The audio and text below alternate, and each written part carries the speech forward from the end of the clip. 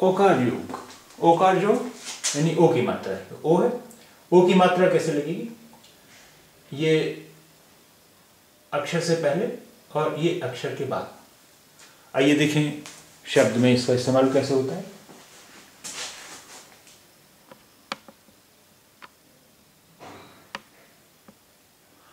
लोचन, लोचन, लोचन यानी आंख, लोचन।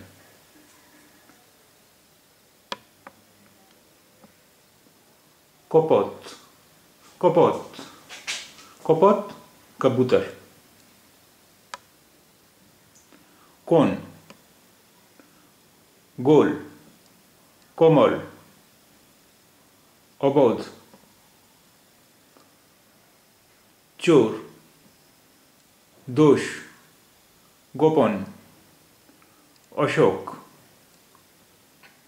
बोध, भोग, भोजन, आमोद। रोग, लोभ, रोपण, कठोर। शोक, शोध, रोदन, आलोक।